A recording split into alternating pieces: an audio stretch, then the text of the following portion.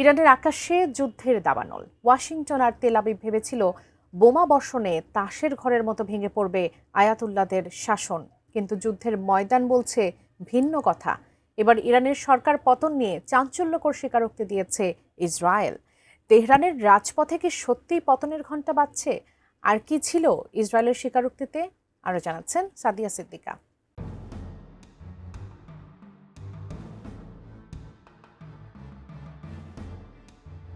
ইরানের শাসন ব্যবস্থা পরিবর্তনের যে উচ্চাভিলাষী লক্ষ্য নিয়ে ইসরায়েল ও যুক্তরাষ্ট্র দেশটিতে ভয়াবহ বিমান হামলা শুরু করেছিল, যুদ্ধের ময়দানে তার প্রতিফলন এখন সম্পূর্ণ ভিন্ন রূপ নিচ্ছে। খোদ ইসরায়েলি কর্মকর্তাদের বরাতে উঠে আসছে এক রূঢ় সত্য। পর্দার আড়ালে তারা স্বীকার করে নিচ্ছেন যে বর্তমান যুদ্ধ দেশটির ধর্মীয় নেতৃত্বাধীন সরকারকে পতনের দিকে ঠেলে দিবে এমন কোনো নিশ্চয়তা নেই। বার্তা সংস্থা রয়টার্সকে দেওয়া এক সাক্ষাৎকারে একজন জ্যেষ্ঠ ইসরায়েলি কর্মকর্তা জানিয়েছেন, ইরানে চলমান বোমা বর্ষণের মধ্যেও দেশটিতে কোনো ধরনের গণ-অভ্যুত্থানের লক্ষণ দেখা যাচ্ছে না। হামলার শুরুতে ইসরায়েলি প্রধানমন্ত্রী বেনিয়ামিন নেতানিয়াহু এবং মার্কিন প্রশাসনের ধারণা ছিল আক্রমণ শুরু হলেই বিক্ষুব্ধ ইরানিরা রাজপথে নেমে আসবে এবং স্বৈরাচারের অবসান ঘটিয়ে ক্ষমতা দখল করবে, কিন্তু বাস্তবতা বলছে ভিন্ন কথা। নোভা এলইডি টিভি, ঝকঝকে ছবি, নিখুঁত শব্দ, ৫ বছরের ওয়ারেন্টি। নোভা মানে সঠিক মান, নিশ্চিত সেবা। অর্থনৈতিক সংকট এবং সরকারের নানা ইস্যুতে ক্ষোভ থাকলেও দেশের এই চরম ক্রান্তিকালে সাধারণ ইরানিরা বর্তমান শাসকদেরই সমর্থন যোগাচ্ছে।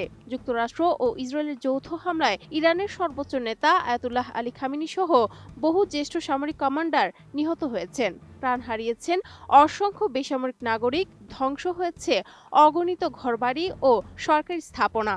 এই বিপুল ক্ষয়ক্ষতি ইরানিদের মধ্যে হামলাকারীদের প্রতি তীব্র ক্ষোভ ও ঘৃণা তৈরি করেছে, যা প্রকারান্তরে সরকারকে আরও শক্তিশালী অবস্থানে নিয়ে গেছে।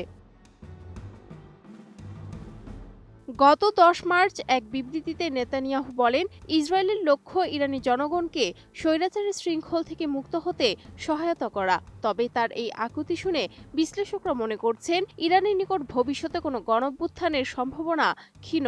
ইসরায়েল এখন অনেকটাই মেনে নিয়েছে সরকার পতনের লক্ষ্য নিয়ে হামলা শুরু করলেও তারা কাঙ্ক্ষিত ফলাফল পাচ্ছে না। অন্যদিকে মার্কিন প্রেসিডেন্ট ডোনাল্ড ট্রাম্প দাবি করেছেন, যুদ্ধ শিগগিরই শেষ হতে পারে। তবে ইসরায়েলি গোয়েন্দা ও উচ্চপদস্থ কর্মকর্তাদের মূল্যায়ন অনুযায়ী ওয়াশিংটন এখনো সংঘাত শেষ করার কাছাকাছি অবস্থায় পৌঁছাতে পারেনি। ইরানের নতুন সর্বোচ্চ নেতা মোস্তাফা খামেনিকে শুরুতে দুর্বল আখ্যা দিলেও পরে তাকে নিয়ে বিশেষ কোনো মন্তব্য করেনি ট্রাম্প। মূলত ইরান যুদ্ধের ফলে বৈশ্বিক জ্বালানি নিরাপত্তা চরমভাবে বিঘ্নিত হওয়ায় এবং বিশ্ববাজারে অস্থিরতা তৈরি হওয়ায় ট্রাম্প এখন যুদ্ধ শেষের উপায় খুঁজছেন বলে মনে করছেন আন্তর্জাতিক বিশ্লেষকরা। তবে ইরান জানিয়েছে ৩ শর্তে বন্ধ হতে পারে এই সংঘাত। Sadia Siddika, ATN news.